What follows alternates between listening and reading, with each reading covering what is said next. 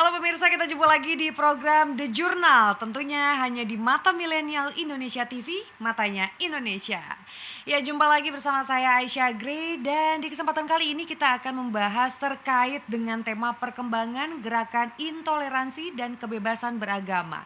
Memang kalau kita berbicara terkait dengan intoleransi, ini kan berkembang pesat sekali nih di tanah air sejak era reformasi. Dan juga intoleransi merupakan bibit awal dari radikalisme yang kemudian berkembang menjadi ekstremisme dan terakhir berujung pada terorisme. Jadi artinya apa?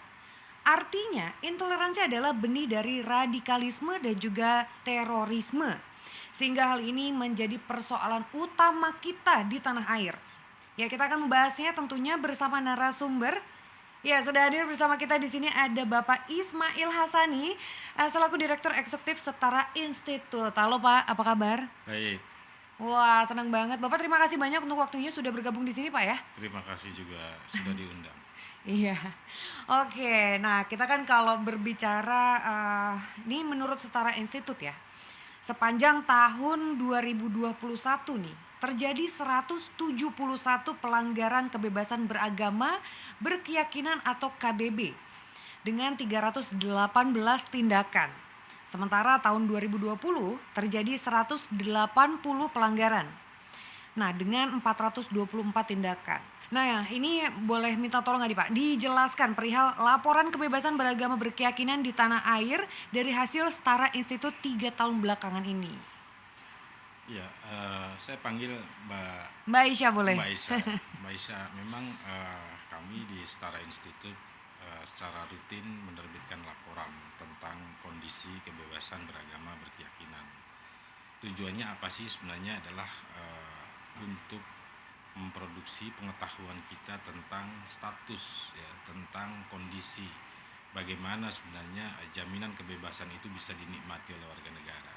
Karena kita tahu kebebasan beragama adalah kebebasan yang dijamin oleh konstitusi, karena itu harus dilindungi. Dan ternyata sejak kami bekerja sejak 2007 sebenarnya sudah lebih dari 10 tahun dan trennya selalu sama sebenarnya. Jadi selalu di kisaran angka-angka 200 plus minus ya. Dan angka ini terus konstan gitu ya. Artinya apa? Kalau kita periksa ya 10 tahun atau bahkan sependek 5 tahun terakhir misalnya, kondisi kebebasan beragama berkeyakinan sebenarnya masih terancam. Artinya masih terdapat gangguan-gangguan bagi warga negara untuk menikmati kebebasannya. Kebebasan beragama itu termasuk juga untuk bebas tidak beragama sebenarnya ya. Tetapi untuk bagian itu kita skip ya. Mungkin kita fokus pada penikmatan kebebasan beragama itu. Jadi pelanggaran-pelanggaran ini kemudian kita sebut sebagai artikulasi intoleransi gitu ya. Jadi kalau kita bicara salah satu bentuk tindakan intoleransi apa sih? Ya adalah gangguan terhadap jaminan kebebasan beragama berkeyakinan. Bentuk-bentuknya apa? Macam-macam. Ada orang mau beribadah dihalang-halangi, ada, itu juga intoleransi. Ada orang mau mendirikan tempat ibadah tapi dihalang-halangi gitu. Itu juga bentuk pelanggaran dan seterusnya. Nah, ini setiap tahun terus terjadi. Jadi memang ini harus menjadi perhatian kita semua, ya, utama saja tentu saja pemerintah untuk memastikan bagaimana kemudian warga negara bisa menikmati jaminan kebebasan itu. Nah, kira-kira itu Mbak Aisyah ya yang kita potret, dan kita terus melakukan pemotretan melalui berbagai macam metodologi yang kita punya, melalui metodologi yang tentu saja sesuai dengan standar ilmiah gitu ya. Jadi itu temuan-temuan yang kita peroleh dan kita akan terus lakukan, karena ini bagian penting untuk mengingatkan bukan hanya pemerintah tapi juga kita semua, memastikan bagaimana kemudian penikmatan kebebasan itu bisa direngkuh, bisa diperoleh begitu. Oke. Aisyah. Kalau kita berbicara tentang, kebebasan beragama mungkin lebih ke kebebasan berkeyakinan kali ya? Ya, Karena kan Bapak tadi juga sempat menyinggung bahwa ini juga berlaku bagi orang yang tidak mau memeluk agama apapun gitu ya? betul betul. Oke. Jadi ya kebebasan beragama dan berkeyakinan. Mhm. Jadi selain ya setiap agama pasti ada keyakinannya, tapi ada keyakinan yang juga kemudian tidak terdogma menjadi sebuah agama. Mhm. Itu bahasa konstitusi kita. Jadi kalau sebelumnya juga disebut dengan istilah kepercayaan gitu ya. Jadi kalau ada istilah agama resmi dan tidak resmi sebenarnya itu kurang pas ya, tidak relevan karena konstitusi kita tidak mengklasifikasi itu. Hmm. Nah, kalaupun ada istilah agama resmi dan tidak resmi dan ini populer sebenarnya dipahami oleh masyarakat dan juga oleh pemerintah sebagai dasar pengambilan kebijakan, itu hanyalah contoh sebenarnya. Jadi ada dalam satu produk hukum disebutkan contoh agama yang berkembang di Indonesia adalah satu, dua, tiga dan jumlahnya itu ada 6.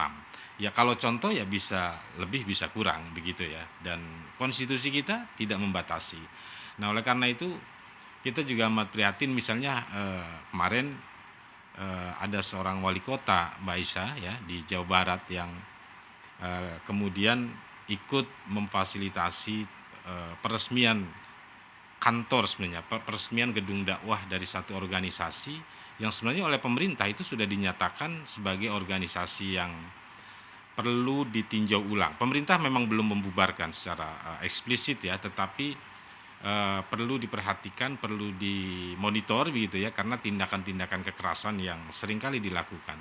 Tapi oleh seorang wali kota kemudian gedungnya ikut diresmikan dan seterusnya. Nah ini juga salah satu bentuk saya kira kritik kita ya agar para penyelenggara pemerintahan khususnya di daerah-daerah karena peristiwa-peristiwa ini banyak berkelindan di daerah itu juga memiliki pengetahuan sama ya dengan para penyelenggara di tingkat pusat karena pemerintah pusat sudah menetapkan kebijakan apa, pemerintah daerah menetapkan yang lain begitu. Ini kan juga kontraproduktif dengan upaya kita membangun satu sistem politik yang stabil dan koheren ya dalam satu negara kesatuan Republik Indonesia gitu Aisyah. Oke, ya mungkin juga kan kalau misalkan antara kepentingan pemerintah pusat dan kepentingan pemerintah daerah mungkin kan berbeda mungkin ya, Betul. sehingga ada Nah, support-support tertentu bagi ini.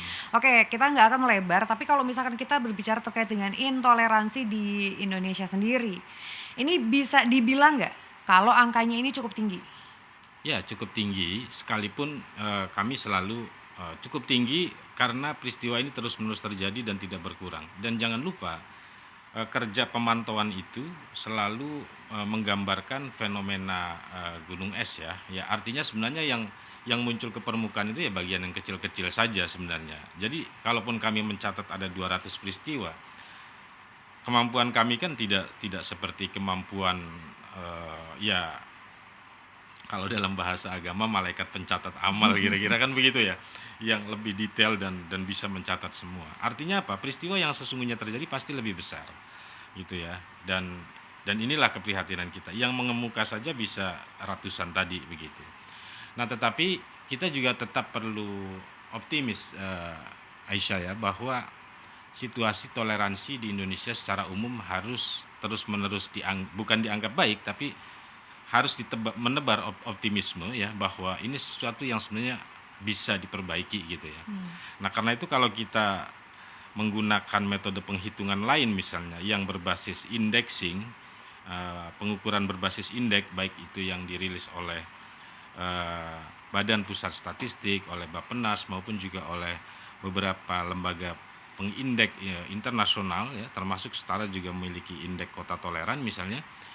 Angkanya sebenarnya di angka moderat, jadi moderat menuju baik gitu ya. Selalu angka rata-rata nasionalnya baik gitu ya, sekalipun tidak sangat baik.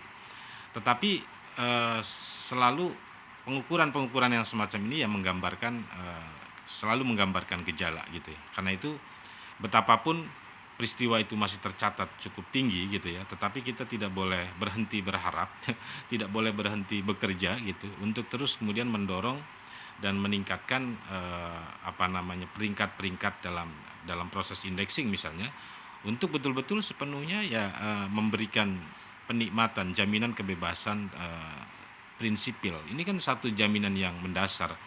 Saya suka mencontohkan orang kalau hari ini menyembah Tuhan gitu, tiba-tiba besok saya suruh nyembah pohon pisang itu kan nggak mungkin itu kan. Artinya apa? Urusan keyakinan ini satu yang sangat intrinsik, sangat personal gitu ya, Betul. yang karena itu dia masuk kategori dalam hak asasi manusia disebut dengan non-derigible right. Jadi satu hak yang tidak bisa ditunda pemenuhannya. Jadi Apa yang bisa dilakukan oleh pemerintah? Yang nggak ada yang bisa dilakukan oleh pemerintah kecuali menjamin, gitu. Nggak bisa hari ini kau jangan menyembah Tuhanmu dulu, nggak bisa. Nah, itu dalam dalam disiplin hak asasi manusia masuknya kategori hak yang tidak bisa ditunda pemenuhannya. Ya oke, tapi kan kalau misalkan, kita berbicara nih, ini kan pemerintah ingin sebenarnya menjamin kebebasan beragama dan juga kebebasan berkeyakinan dari setiap, penduduk Indonesia. Ya, Nah, tapi kan kalau misalkan kita bicara nih, terkait dengan, mungkin sebelum kita bicara tentang kasus ya, kita pengen semuanya juga jelas gitu ya. Indonesia ini kan meyakini, dan juga mengakui beberapa agama, ya kan. Nah, tapi kan ini kalau misalkan kita berbicara tentang kebebasan beragama. Nah, tapi kalau misalkan ada penduduk Indonesia atau masyarakat Indonesia ini ternyata memiliki agama di luar agama-agama yang diakui oleh Indonesia, atau bahkan ada penduduk Indonesia ini yang memilih untuk tidak memeluk agama apapun. Apakah ini juga termasuk dalam hal yang dijamin oleh pemerintah? ya, Setara pernah melakukan survei Mbak Aisyah ya, Mhm. di tahun 2011. Ini memang data lama, tapi saya selalu mengulang karena ini menarik sekali. Ketika kami bertanya, apakah kelompok penganut aliran titik-titik ini gitu kan sebagai saudara seiman, ya, 90% mengatakan bukan saudara seiman. Tapi ketika saya tanya apakah penganut kepercayaan ini adalah saudara sebangsa, 98% mengatakan saudara sebangsa. Artinya ini adalah satu formula sosiologis ya, formula yang dipersepsi oleh masyarakat. Oke, apapun agama, apapun keyakinannya, tapi Anda adalah saudara sebangsa kita. Gitulah. Karena dia adalah saudara sebangsa, maka ya dia tidak boleh, dia memiliki derajat hak yang sama untuk dilindungi oleh negara gitu. Tidak boleh dikurangi atas dasar apapun. Nah, itu formula yang sangat menarik. Apakah yang tidak beragama juga harus dilindungi? Karena dia adalah saudara sebangsa, ya tetap harus dilindungi. Termasuk mereka yang tidak beragama atau berkeyakinan. Misalnya di Indonesia ada juga agama Bahai ya, Majusi itu ada. Kami sering juga ngundang mereka ya dalam acara-acara kita. Tetapi itu juga di luar 6 yang disebutkan di dalam penjelasan bunyi pasal Undang-Undang Nomor 1 Tahun 1965. Yang tadi saya katakan itu sebenarnya contoh yang muncul ketika Undang-Undang Nomor 1 Tahun 1965 dibuat. Apa sih agama-agama yang ada di Indonesia? Oh, disebutlah Islam, Kristen, Katolik, Buddha, Hindu, Konghucu. Ya. Yang lain-lain nggak disebut. Yang namanya contoh karena waktu itu yang berkembang adalah itu.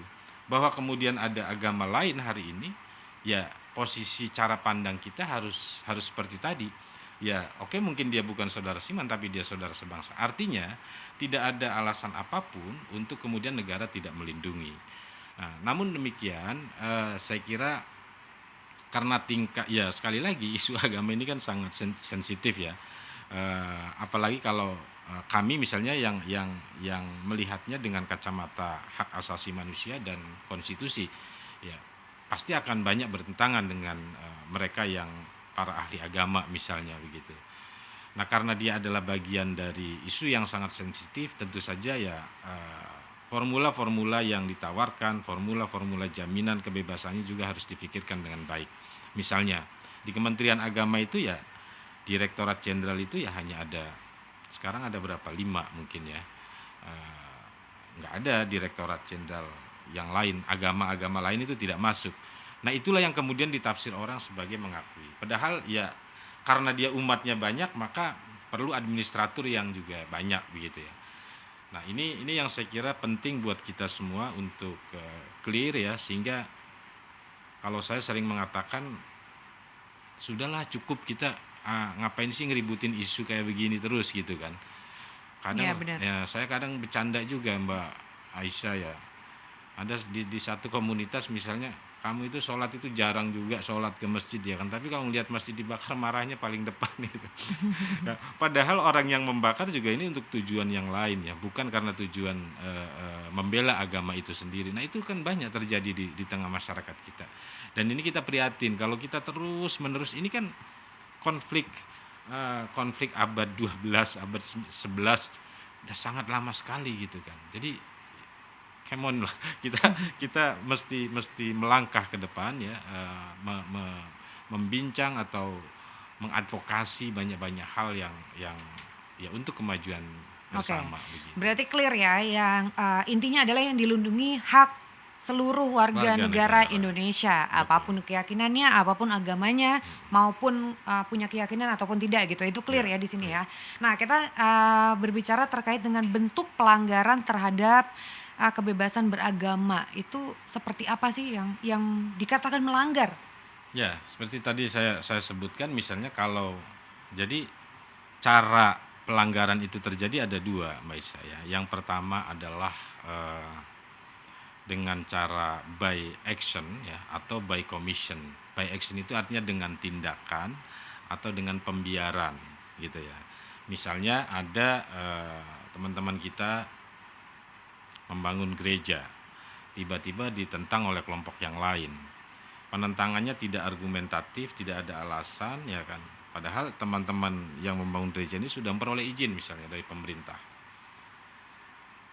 Negara membiarkan mereka menghalangi gitu kan. Ini juga kategorinya melanggar. Siapa yang melanggar adalah negara. Kenapa? Karena negara membiarkan orang-orang mengganggu warga negara yang lain. Lalu orang-orang yang mengganggu ini juga disebut juga aktor gitu ya, aktor non negara gitu. Kenapa ya? Ya kalian ganggu gitu kan, kalian ganggu. Nah itu salah satu contoh cara melanggarnya. Jadi baik by omission maupun by commission. Nah kita memang mencatat berbagai macam jenis ya, ada pembatasan kegiatan keagamaan, pelarangan pendirian tempat ibadah, termasuk juga apa yang disebut dengan hate speech ya, ujaran kebencian. Ujaran kebencian ini memang kalau dibiarkan ya akan menyulut banyak peristiwa-peristiwa ikutan biasanya. Lalu juga ada diskriminasi. Diskriminasi ini kejahatan paling tua dalam sejarah manusia ya. Jadi mendiskreditkan orang atas dasar tertentu, atas agama tertentu untuk memperoleh pelayanan. Misalnya karena alirannya A, maka dia tidak memperoleh KTP misalnya. Itu banyak kasus semacam itu. Dan itu yang kita catat sebagai contoh atau bentuk pelanggaran kebebasan beragama, berkeyakinan. Karena baik itu jadi pelanggaran kebebasan beragama itu pelanggaran terhadap artikulasi keagamaan maupun yang paling serius adalah pelanggaran terhadap keyakinannya itu sendiri. Misalnya si A beragama A, tiba-tiba ada syarat kalau Anda pengen dapat KTP Anda harus bersaksi lagi, harus masuk agama atau kepercayaan B misalnya. Nah, ini bentuk pemaksaan keyakinan. Nah, bentuk pemaksaan keyakinan ini satu pelanggaran yang paling serius dan dia tidak bisa ditunda pemenuhannya gitu kan. Artinya nggak boleh dilanggar begitu. Oke, di kepala saya ini banyak pertanyaan lanjutan nih ya, tapi Ya. kita akan break sejenak dulu ya. Oke, ternyata nih intoleransi memang berdampak besar banget terhadap perpecahan di masyarakat ya kan. Ini bahkan bisa memicu keretakan berbangsa dan juga bernegara. Nah, kita akan membahasnya lebih lanjut lagi tentunya setelah jeda berikut ini. Jadi tetap bersama kami di sini.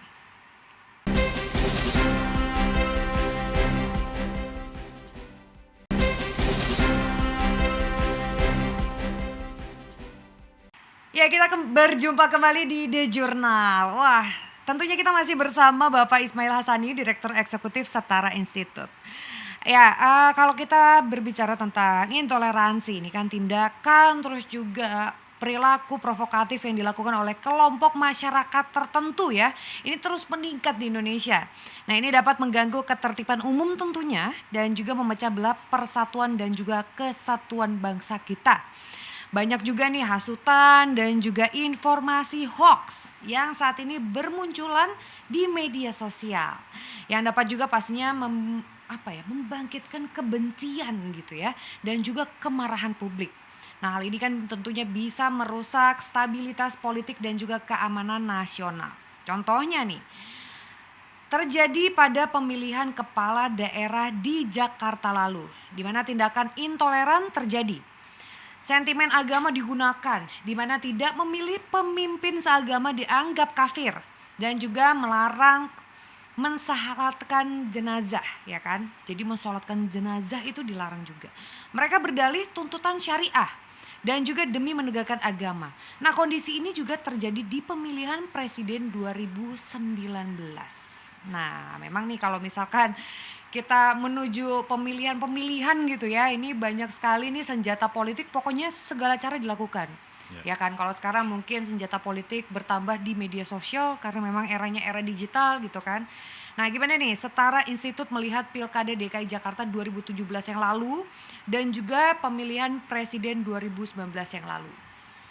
Ya, itu bagian dari catatan buruk ya, atau catatan hitam dari kualitas demokrasi kita, Mbak Isya. Jadi Pilkada 2017 terlepas dari siapapun yang terpilih ya, 2019 di pemilu gitu ya, penggunaan apa yang disebut dengan politik identitas gitu ya. Jadi penggunaan politik identitas secara overdosis itu nyata-nyata memang telah mengoyak kohesi sosial, kesatuan, kehidupan kenegaraan kita. Gitu ya. Kenapa ini bisa memecah belah? Ya karena memang presidennya ada, dan itu memang kalau saya menyebutnya itu kapital politik yang paling murah meriah. Jadi nggak perlu kampanye, nggak perlu apa, udah muncul tuh para pembela-pembela begitu ya. Para pembela-pembela, dan dalam 2 kasus pemilu kita menggunakan isu agama begitu, dan secara khusus Islam gitu ya.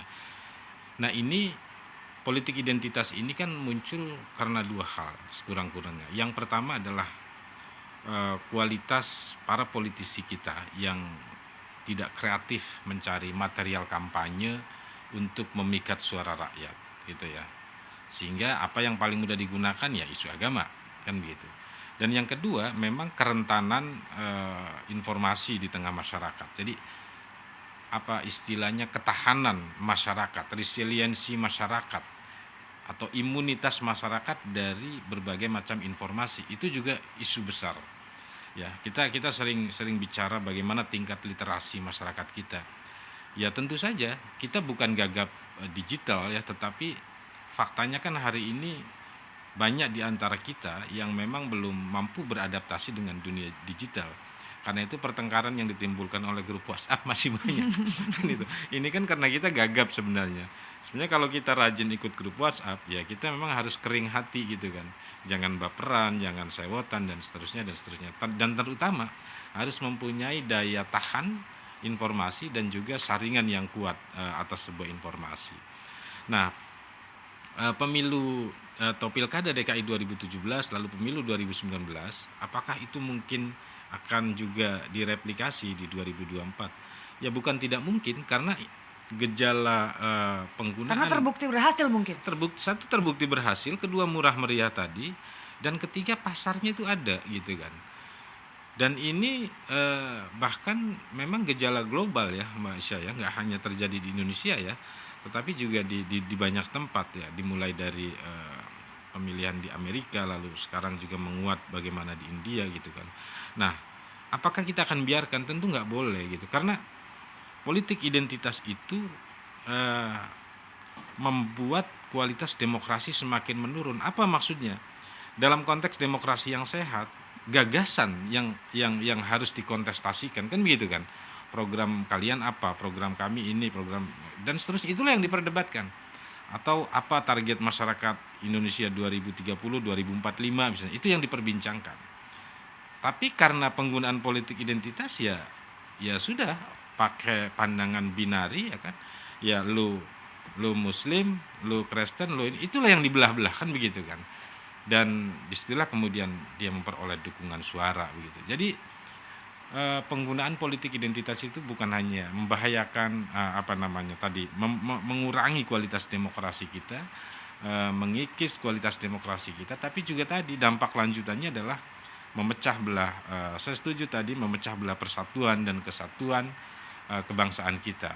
Dan jangan lupa banyak negara-negara yang kemudian hancur justru dimulai karena penggunaan politik agama gitu, atau agama dijadikan sebagai kapital politik itu tadi. Dan saya kira Indonesia harus segera menyudahi praktek-praktek itu, dan ya kita betul-betul menuju satu proses pemilu yang berkualitas begitu, Mbak Isya. Oke, ini agak berat ya pembahasannya, mungkin kita minum dulu kali Pak ya, biar santai. Boleh, boleh.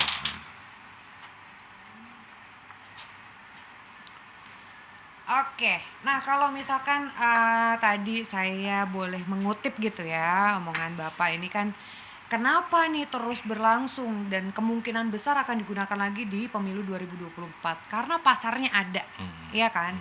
Sama kayak misalkan hukum ekonomi. Yes. Ekonomi semakin banyak peminatnya pastinya semakin disediakan. Tapi kalau peminat udah nggak ada, otomatis nggak akan dijual lagi. Kan seperti itu kan? Karena nggak ada peminatnya. Nah, kira-kira apa nih yang mendasari kelompok-kelompok itu tuh besar sekali gitu dan juga semakin besar di tanah air? Ya kalau Kelompok intoleran maksudnya ya? ya yang pasti memang kreativitas kelompok intoleran, kami menyebutnya kelompok yang mengusung aspirasi politik intoleran. Karena bisa saja dalam kehidupan sehari-hari kalau dia sedang nggak bekerja ya dia nggak intoleran sebenarnya. Tapi kalau dia lagi bekerja mengerjakan proyek ini ya maka dia menjadi intoleran misalnya. Karena dia tugasnya mengusung aspirasi politik intoleran. Mereka yang pasti solid gitu ya, solid, eh, mempunyai ya saya menyebutnya adalah pasukan gitu ya, pasukan-pasukan cyber yang sistematis terorganisir ya kan, lalu ada yang membiayai, ada yang mensuplai konten ya kan, dan berani bersuara, berani bersuara. Nah di sisi lain kelompok yang ya katakanlah kita sebut misalnya moderat gitu kan, umumnya adalah ya memilih diam. Ini yang dalam bahasa-bahasa riset disebut dengan silent majority gitu kan. Jadi kelompok yang besar tapi diam itu pasti akan kalah dengan kelompok kecil yang nyaring padahal mereka menggunakan toa gitu kan, bukan menggunakan suara yang sebenarnya gitu. Tapi dalam 5 tahun terakhir, ya 5-10 tahun terakhir itu terbukti Mbak Isya bahwa kelompok kecil ini kemudian menguasai ruang politik kita. Ruang publik adalah ruang politik gitu ya. Karena dari ruang publik itulah rumusan-rumusan kebijakan itu lahir. Dari ruang publik itulah kebijakan-kebijakan strategis disusun gitu. Jadi ruang publik adalah politik dan 5-10 tahun terakhir kelompok intoleran hampir menguasai ruang-ruang itu. Nah, karena itu ya memang mesti direbut ya ruang itu, ya tentu dengan cara-cara yang tidak kontraproduktif. Nah salah satunya apa ya, kelompok mayoritas jangan diam gitu kan. Misalnya kalau kita bicara narasi hoax, narasi kebencian, ya kita harus tandingi dengan narasi kedamaian gitu gitu, narasi kebenaran, atau narasi tandingan lain yang lebih sejuk misalnya. Kalau tindakan kekerasan atau tindak pidana misalnya, ya itu harus ditindak. Karena dalam catatan kami dari ratusan peristiwa itu, kita bisa hitung kok peristiwa-peristiwa dalam setiap tahunnya yang ditindak. Selebihnya dibiarkan. Jadi di sini juga ada faktor negara ya, harus kita akui. Negara yang kadang membiarkan. Kadang misalnya kalau saya sebut misalnya di daerah tertentu karena politisinya sangat dekat, sangat mendukung, kadang aparat kepolisian pun juga bingung gitu kan. Padahal seorang anggota Polri ya tiada lain tiada bukan kepatuhannya harus pada Pancasila dan konstitusi. Beda dengan politisi yang besok bisa patuh konstitusi, besoknya lain patuh ke yang lain kan begitu. Tapi itu di lapangan kemudian terbawa gitu kan. Teman-teman kepolisian misalnya kemudian menjadi ragu apakah harus ditindak atau tidak dan seterusnya. Jadi peran negara juga penting kita dorong ya untuk bagaimana kemudian memastikan ruang publik ini menjadi lebih sehat ya. Ruang publik ini steril dari virus provokasi dan intoleransi. Sekalipun ya tentu nggak mudah ya. Karena informasi hari ini kan tidak punya pimpinan gitu kan. Semua orang bisa memproduksi informasi dan bisa menyebarkannya dengan mudah gitu. Nah, ini yang saya kira juga PR Aisyah buat kita semua. gitu. Oke, nah berarti kan memang tingkat intelijensi masyarakat Indonesia Ya, sebenarnya yang masih gampang digoyang gitu ya, karena memang tidak siap juga akan perkembangan teknologi sehingga tidak mhm, bisa memilah-milah berita yang dibaca, gampang percaya kurang lebih seperti itu ya. mhm, Nah berarti kan mungkin ya ini Kementerian Pendidikan ke depannya mungkin bisa membuat program-program di sekolah dasar mungkin untuk ya untuk betul. mencegah hal ini terjadi pada saat mereka usianya dewasa mungkin ya. Oke, tapi kalau kita bicara terkait dengan dampak intoleransi bagi kehidupan bernegara. Nah, ini dampaknya sebesar apa sih? Ya pada tingkat yang saya kalau kita kembali kepada sejarah, terbentuknya republik, itu kan, republik ini kan terbentuk karena pertemuan dari yang berbeda-beda. Kalau yang berbeda-beda ini tidak bertemu, maka tidak akan terjadi republik. Logika sebaliknya, apa yang membuat bisa menghancurkan republik ini? Ketika perbedaan-perbedaan ini sudah tidak mendapatkan tempat, digantikan dengan apa? Dengan penyeragaman. Nah, oleh karena itu, atas dasar apapun yang namanya politik penyeragaman, artinya kehendak untuk menyeragamkan sesuatu yang berbeda-beda, itu harus kita tolak. Kenapa? Karena dia yang akan menghancurkan republik. Apa yang mau saya bilang, misalnya ketika para pendiri bangsa bersepakat, oke kita pilih Pancasila sebagai dasar negara kita, itu kan sudah menyatukan perbedaan-perbedaan dari para tokoh-tokoh pendiri bangsa yang lain. Kita satukan dalam Pancasila. Nah, dengan tetap memberikan penghargaan terhadap masing-masing, sekalipun kelompok A mayoritas, kelompok B minoritas, tapi oke, kita gunakan istilah yang kita sepakati, kan begitu. Nah, karena itu, Mbak Aisyah, apa kalau pertanyaannya seberapa besar daya rusaknya gitu kan? Kalau kita biarkan situasi intoleransi ini terus bertransformasi menjadi kekuatan yang lebih radikal, lebih ekstrim, bahkan kemudian terorisme misalnya, ya tentu ya ini akan mengoyak, merusak kebangsaan kita. Yang lebih juga berbahaya dari kerusakan fisik misalnya, tindakan terorisme adalah upaya-upaya mengganti ideologi negara, gitu kan. Padahal tadi kita sudah bersepakat ideologi negara ini adalah simbol penyatuan perbedaan-perbedaan. Nah, kalau ini ada yang mengganggu ini, artinya sebenarnya ya dia berupaya merusak republik ini. Lalu itu nyata enggak sih? Ya memang kita sulit visualisasikan ya, karena tidak seperti ya katakanlah bahaya banjir yang bisa kita lihat airnya, debit airnya kita ukur dan penyelesaiannya bisa ya dengan revitalisasi sungai kah atau macam-macam gitu ya. Tapi untuk virus eh, apa namanya kelompok anti Pancasila gitu kan istilahnya itu ya memang sulit dideteksi. Tapi harus kita lakukan upaya counter terhadap upaya sistematis mengganti dasar negara kita karena kekuatan itu nyata ada, kekuatan itu nyata. Ya, isu-isu beberapa tahun yang lalu kan katanya sempat mau ganti ideologi Ya, Indonesia gitu kan, ataupun bahkan menjadikan Indonesia sebagai negara Islam gitu ya ya. betul. Nah, saya juga sempat nanya soalnya di teman-teman yang di luar Mhm, Jawa ya, di mhm, luar Jawa gitu kan, ini kalau misalkan ganti gimana? mhm. Kita mau jadi negara sendiri aja. Nah, itu kan sebenarnya Iya kan dampaknya bisa luar betul. biasa gitu Ya. kan, bisa ya perang lagi di Iya, Indonesia gitu kan. balik lagi ke masa lalu. Balik lagi dan ya tentu kita semua yang rugi ya. Karena kita sudah merdeka dan terus sedang berupaya membangun kemajuan bangsa, tiba-tiba mundur oleh ya isu-isu sebenarnya yang dihembuskan dan menguntungkan kelompok-kelompok tertentu saja sebenarnya. Betul. Sementara rakyat tetap jadi buih. Kan kita nggak mau jadi buih. Kita kan pengen jadi apa? Yang paling bagus dari buih apa itu? Kan begitu. Kita jadi leader pada setiap komunitas masing-masing kan gitu, jadi pemimpin Jadi ombaknya sosial. bukan jadi buihnya gitu ya Ya jadi istilahnya kalau di ombak lautan ya ya. itu, seperti itu. Oke, nah memang ini merugikan sekali gitu kan. Ngapain sih gitu kan kita tidak kan gampang sebenarnya simpel kita tinggal menghargai aja keyakinan orang Iya, lain heeh, gitu kan. Karena kan keyakinan itu kan pribadi gitu dan betul, masing-masing orang itu sangat yakin dengan agamanya masing-masing, dengan keyakinannya masing-masing. Jadi kan kita tidak bisa menempatkan diri di orang lain, jadi yang mmm, bisa kita lakukan adalah menghargai aja gitu. Toh iya, kita ribut-ribut segala macam cuman untuk keperluan politik aja kok ngapain gitu ya. Betul. Oke, nah sebenarnya peluang terjadinya terorisme tadi sempat disinggung juga gitu ya. Ini lama-lama nih bisa jadi terorisme gitu kan. Ini dari bibit intoleransi dan juga radikalisme seberapa besar nih sehingga bisa menimbulkan terorisme? Ya, ada satu teori namanya the staircase of terrorism, Mbak Aisyah. Ini kira-kira ya tangga-tangga menuju terorisme lah, kira-kira begitu. Kami juga menulis buku soal ini dari intoleransi menuju radikalisme ke terorisme. Jadi intoleransi tadi di opening disampaikan ya adalah tangga pertama sebenarnya menuju terorisme. Dan terorisme adalah puncak dari intoleransi.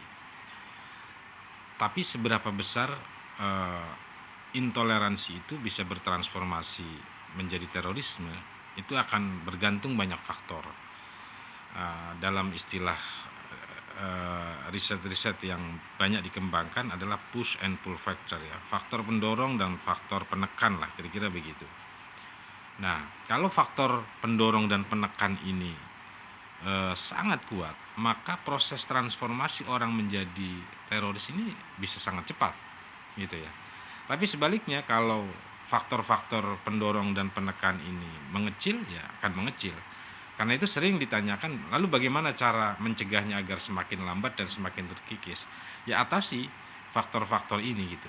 Apa yang disebut dengan push and pull factor ini yang harus kita kerjakan satu persatu sehingga orang-orang yang sudah kadung atau terlanjur menjadi intoleran atau menjadi radikal, dia bisa berbalik arah gitu kan untuk kemudian menuju pandangan yang lebih moderat misalnya begitu. Terlanjur mungkin ya, kalau kadung kesenggol dikit agak bahaya sebenarnya Ya, menyinggung terlanjur nanti ya. ya. Oke. Oke, ini menarik banget nih pembahasannya, semakin lama semakin menarik tentunya ya. Jadi yang bisa di-highlight adalah intoleransi adalah tangga pertama menuju terorisme. Ya, kita akan tentunya membahas lebih lanjut nih terkait juga dampak intoleransi yang tentunya dapat merusak stabilitas politik dan juga keamanan nasional. Terus gimana nih caranya supaya kita bisa mengantisipasi intoleransi tersebut? Kita akan bahas setelah break yang berikut ini. Jangan kemana-mana, tetap di Jurnal.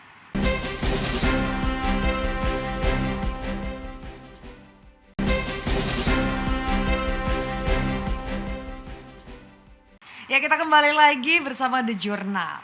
Berbagai langkah dilakukan pemerintah dari hulu hingga hilir untuk mencegah dan juga menanggulangi intoleransi di tanah air.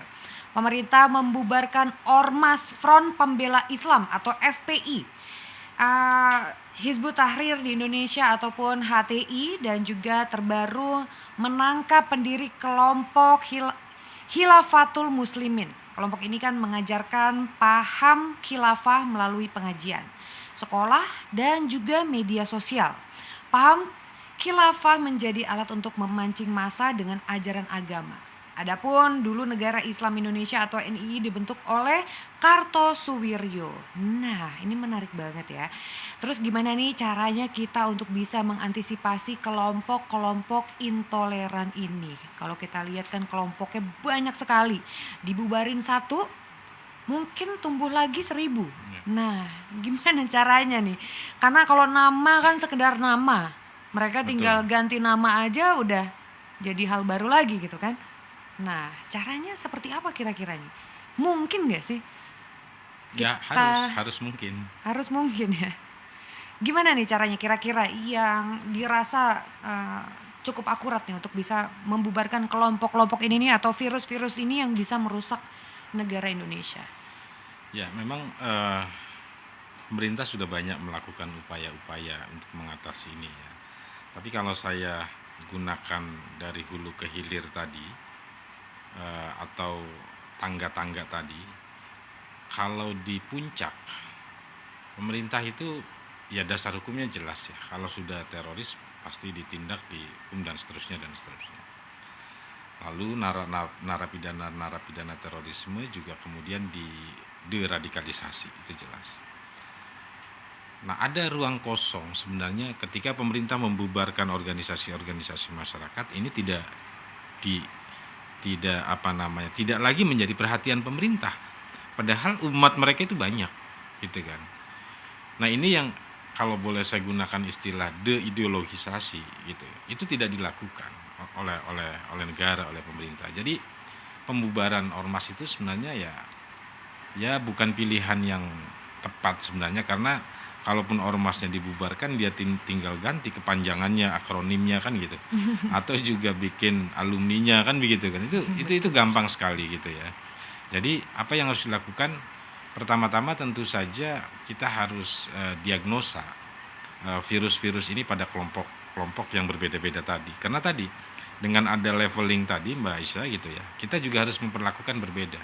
Jangan sampai orang yang baru pada tahap intoleransi, treatmentnya sama dengan orang yang sudah melakukan kekerasan misalnya, karena berbeda. Ketika orang masih pada klaster intoleran gitu ya, maka treatmentnya ya cukup misalnya dengan pertama edukasi, lalu kedua membuka ruang-ruang perjumpaan yang semakin sempit hari ini sebenarnya. Kalau dulu kita jumpa itu kan nggak pernah bertanya dari mana orientasi agama, politik dan lain sebagainya. Hari ini kan nggak. Misalnya ada anak-anak kecil yang hari ini nggak mau ke toko buku tertentu karena dianggap yang punya berbeda agama, misalnya, itu kan terjadi di tengah masyarakat kita. Artinya apa? Ruang perjumpaan semakin sempit. Nah, ini dua contoh misalnya bagaimana treatment untuk mengatasi orang-orang yang masih pada level intoleran. Kita buka ruang-ruang perjumpaan itu, kita berikan materi-materi edukasi ya, yang tentu saja tidak dalam bentuk pengajaran semacam training dan lain sebagainya, tapi dengan populer gitu, misalnya dengan mendengarkan kita gitu ya, semacam ini kan dia sambil santai-santai bisa begitu ya, tanpa harus dia belajar.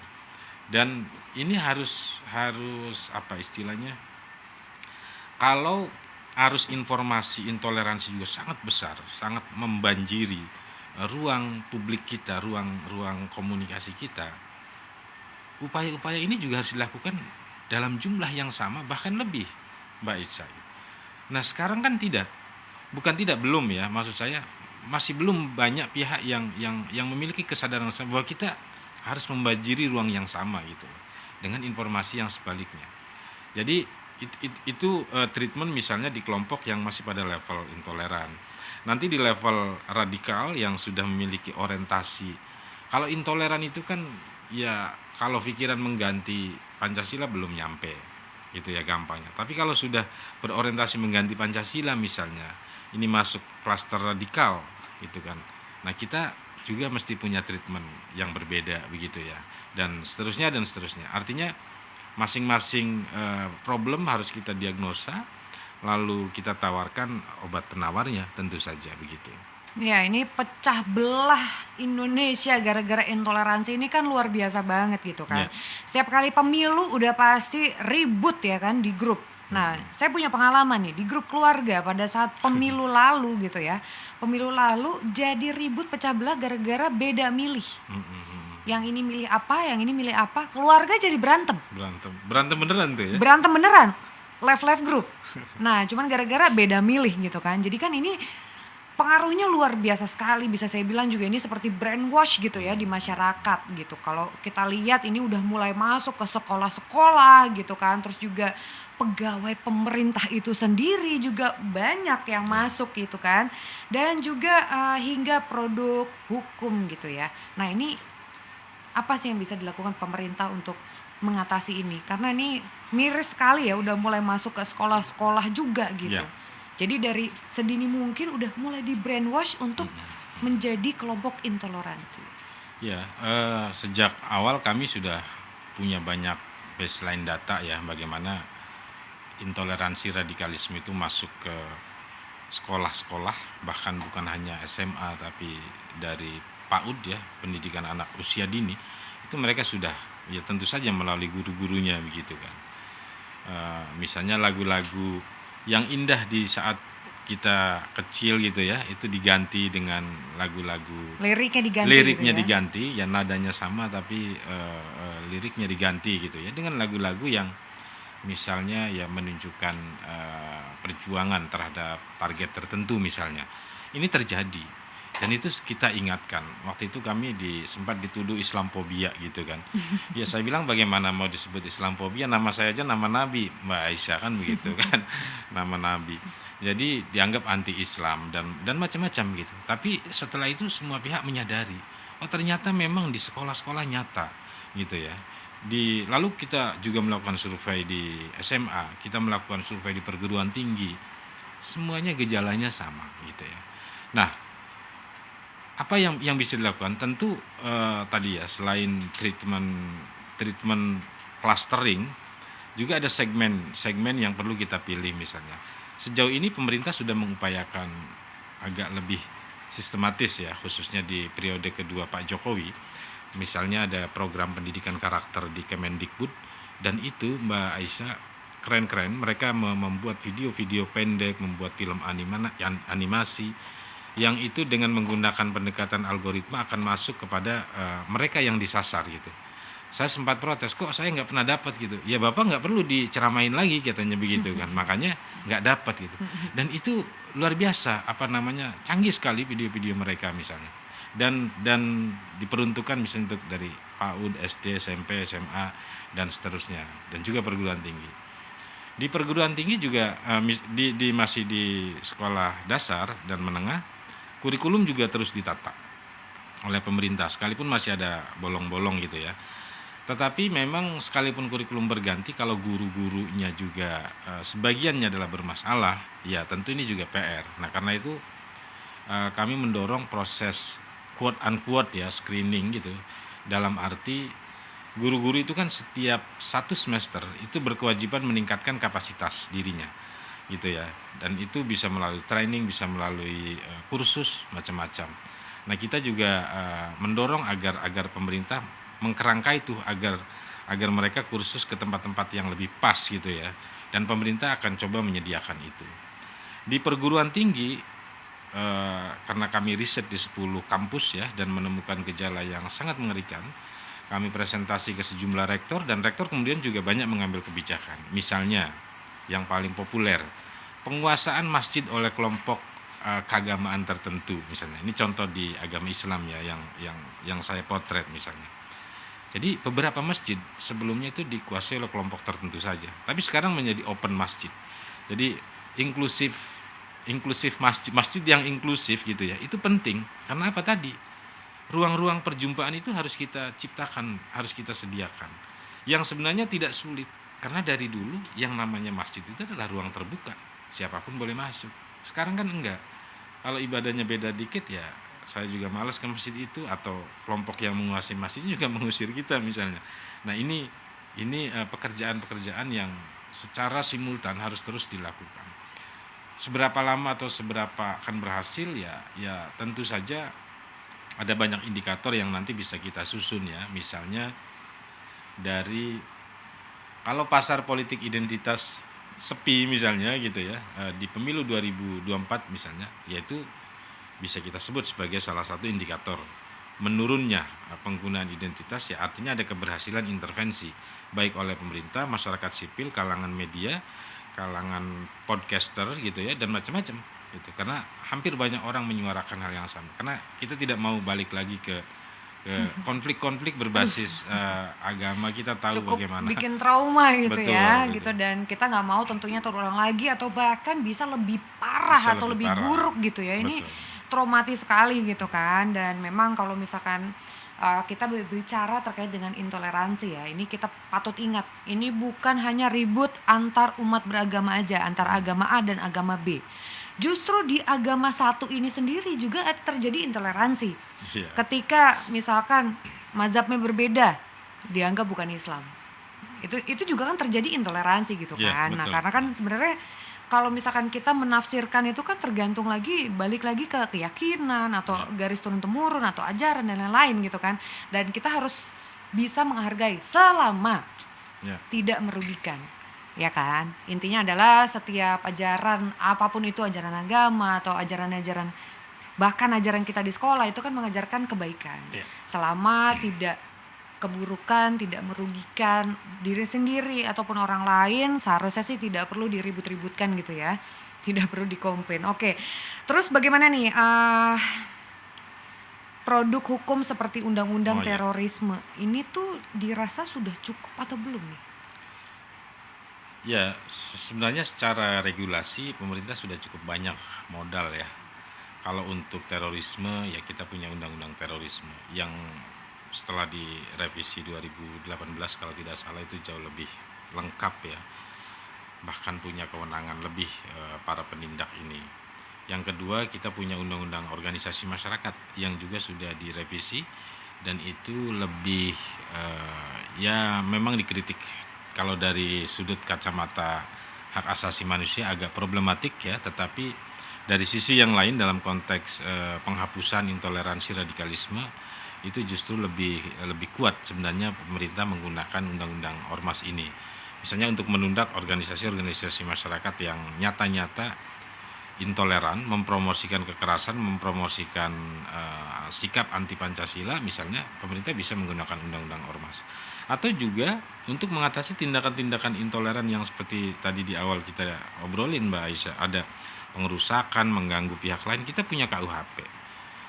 Nah, problemnya di mana? Kalau kita bicara penegakan hukum, maka kita selain melihat tadi substansi hukum, kita mesti melihat struktur hukum kita seperti apa, pelaksananya seperti apa. Jadi kalau saya sih lebih melihat dari sisi substansi hukum sudah cukup ya. Tetapi dalam proses penegakannya, ini yang perlu contoh-contoh terbaik, perlu kepemimpinan terbaik di setiap level ya. Agar apa ya, kalau memang nyata di situ sudah ada peristiwa hukum ya harus digunakan pendekatan hukum. Tapi kalau itu masih sebatas pernyataan-pernyataan ya tentu jangan dikriminalisasi gitu. Kira-kira kan bahasa medianya gitu ya. Iya. Jangan kemudian dibungkam orang karena nanti yang buruk negara juga. Yang buruk juga polisi juga begitu ya. Jadi itulah kecermatan mengenali problem itu akan inline atau sejalan dengan treatment yang ditawarkan. Dan itu perlu piloting ya, perlu pilot project di beberapa ya. Kalau kita pakai wilayah hukum kepolisian misalnya, cobalah di beberapa Polres atau Polda kita disiplinkan dengan kepemimpinan terbaik untuk menjadi contoh bagaimana penegakan hukum di bidang penanganan intoleransi, radikalisme dan terorisme misalnya. Itu bisa dilakukan karena problemnya penegakan hukum. Dari dasar hukum kita udah cukup gitu ya. Nah, yang lain juga yang perlu juga ada tindakan tadi ya yang disebut dengan produk-produk hukum diskriminatif ya.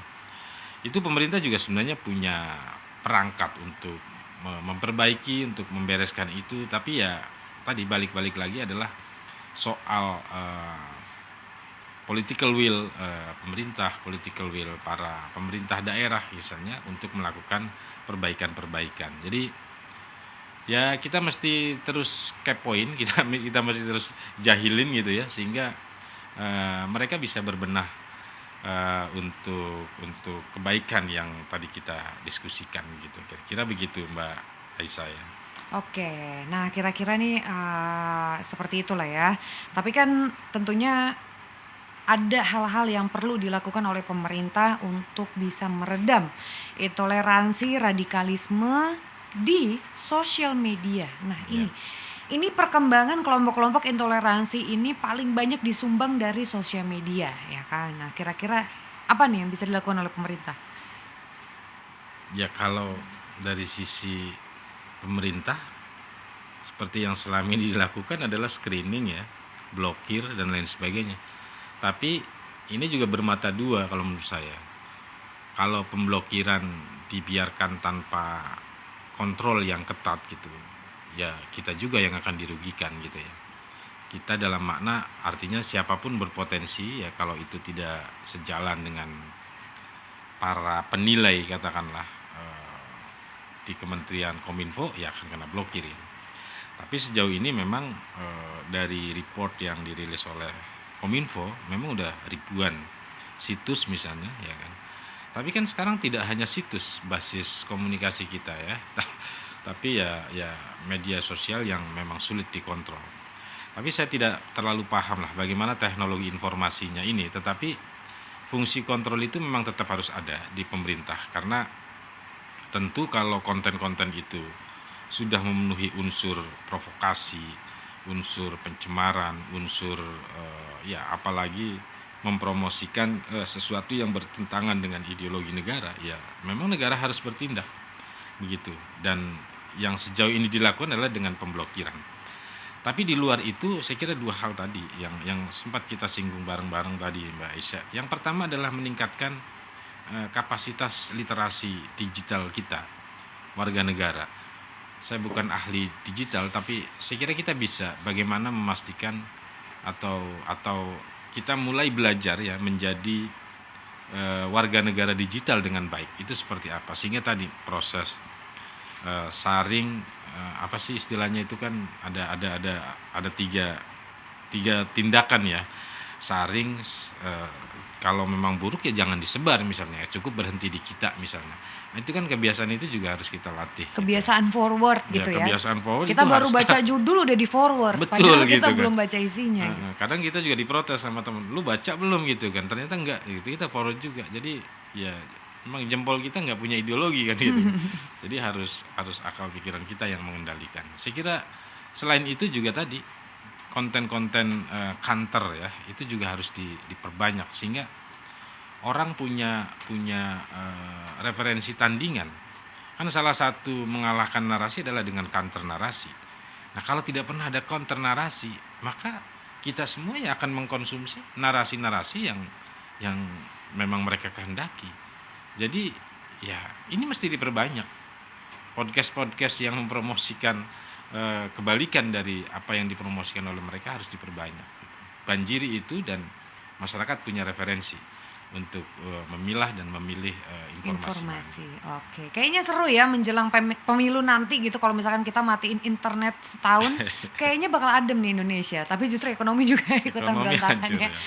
Oke, wah seru banget nih pembicaraan kita pada episode kali ini ya. Dan juga tentunya nih semoga kita bukan bagian dari kelompok intoleransi. Karena kita harus menghargai orang lain sebagaimana kita ingin dihargai oleh orang lain gitu ya. Terima kasih banyak nih Bapak Ismail Hassani. Terima kasih. Wah luar biasa banget informasi yang sudah diberikan kepada kita gitu ya.